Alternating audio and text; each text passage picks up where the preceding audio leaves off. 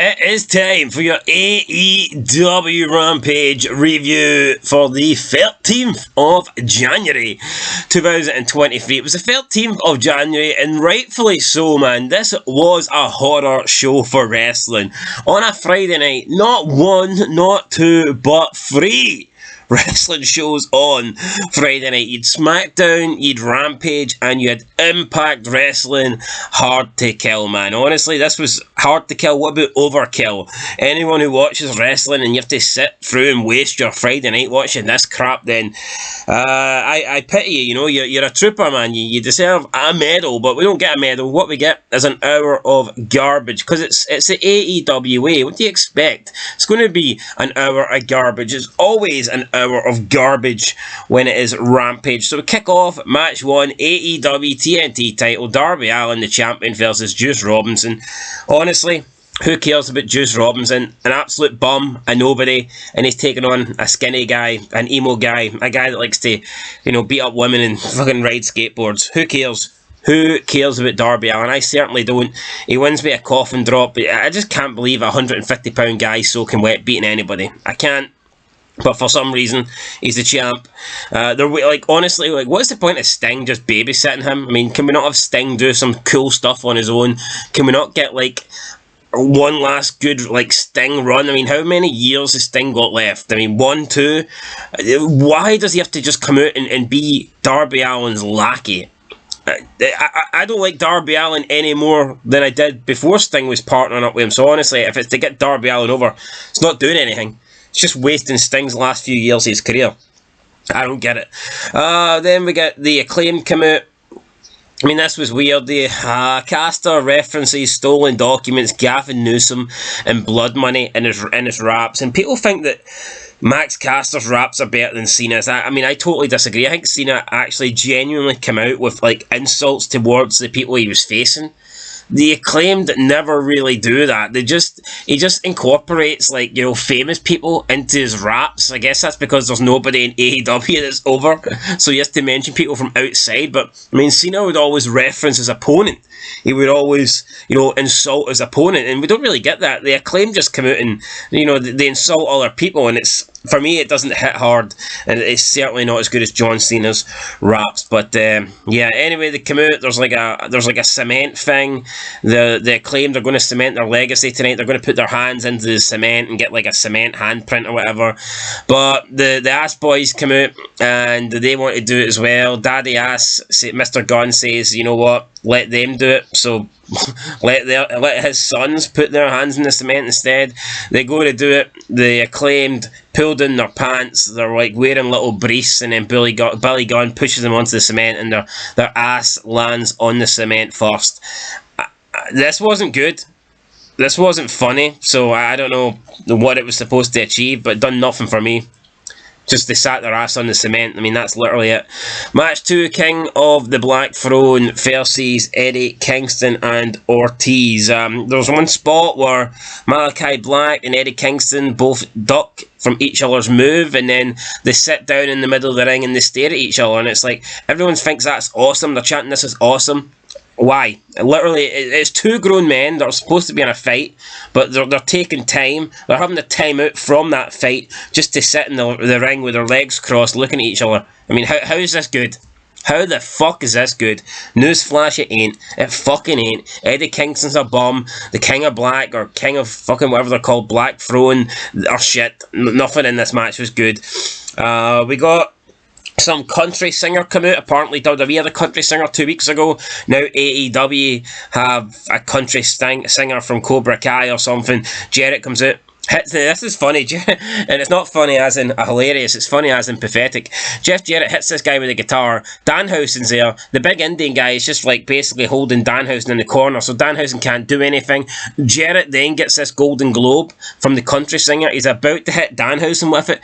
Best Friends and Orange Cassidy come out. Now, Orange Cassidy's walking at 1 mile an hour. Best Friends are jogging a little bit. And then you look at the ring, and Jeff Jarrett, the big Indian dude, Jay Lethal, and Sanjay Dutt all flee. and they've all left the ring, and Cassidy's still at the top of the ramp. I mean, why the fuck would they leave just because those three bums are coming down? Like, that would be the equivalent of, like, back in the day.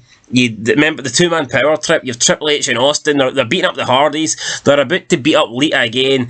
And then instead of Taker and Kane coming out, it's like Kai and Tai come out. Taka Michinoku and Funaki. And Austin and Triple H leave because they're afraid of Tai and Tai. No, that wouldn't happen. Austin and Triple H would stand their ground, and then when Kai and Tai got in the ring, they'd whip their ass too. I mean, for you to leave the ring, for you to run away, for someone to make a save, that person making the save needs to be like an imposing figure. They need to be like, a physically strong, like someone that can do damage. They need to be. You just need to be capable of, like, defending the person in the ring. I mean, best friends come out. Why would Jeff Jarrett and Dot and that big Indian fucking dude and Jay Lethal, why would they run away from best friends? What sense does it make? It makes none. Absolutely none. Garbage.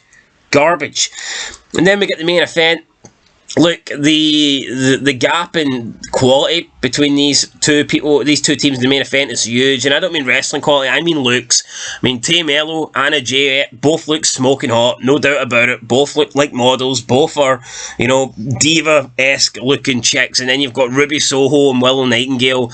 I mean, one is fat and overweight, and the other one's just Ruby Soho. Looks like a fucking freak. Lots of blood in this match, didn't really make a lot of sense to me. Anna Jay and Tay Mello are wearing like these wee skimpy outfits that just don't really suit an extreme match. I mean, Anna JS and Tay Mello are showing their ass cheeks off, yet they're rolling about in thumbtacks, and there's a couple of spots in this match that were ridiculous.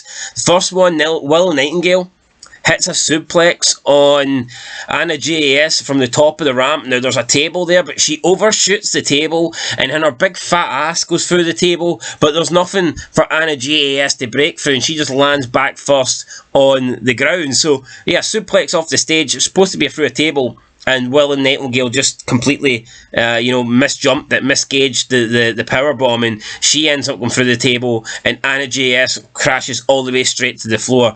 Dangerous there. That was Anna JS out the match. Could be hurt. Who knows? Might be injured. Horrible move, and what do you expect when you've got these, rookies in the ring that aren't pro wrestlers, obviously don't know how to work. Speaking of not knowing how to work, Tay Mello does a pile driver off the ring apron through a table, and literally she's not even down about 2 seconds max before she climbs up, grabs Ruby Soho up and throws her in the ring, gets a 1-2 count. What she's just done a pile driver through a table off the apron. Both of these chicks should be down and out. Both of them should be selling the move, but no. Tay Mello gets up like 2 seconds later and tosses Ruby Soho in the ring. This is garbage. This is fucking horrendous. Then Ruby Soho does a move onto Tay Mello onto thumbtacks, and Tay Mello acts as if she's knocked out. Why would you be knocked out after getting a move done onto thumbtacks? Surely you should be selling the move because you're getting pricked and you're getting like impaled with all these little thumbtacks. You should be like, squirming about the ring, like when, let's say for example, Randy Orton went for the RKO. Cactus Jack counters it. Randy Orton goes back first into the tacks. Randy Orton wasn't laying there pretending to be knocked out. No, he was, he was rolling about. He was squirming about. He was in a shitload of pain because he became like a pincushion for these tacks. But no, Anna Jay gets a move on the tacks and she just fucking lays there. But like 2 minutes ago, they did a pile driver from the apron to a table to the outside, and they're back up literally 2 seconds. But they do this move onto the attacks, and she's laying there dead, not responsive, just moving, not moving. So, complete garbage. Willow Nightingale and Ruby Soho win. Yeah, the two ugly looking bastards win, of course. Can't have the hot girls win. Of course not. Of course not. Anyway, that's it. Who cares? Shite show. Rampage, what do you expect? Nothing good here.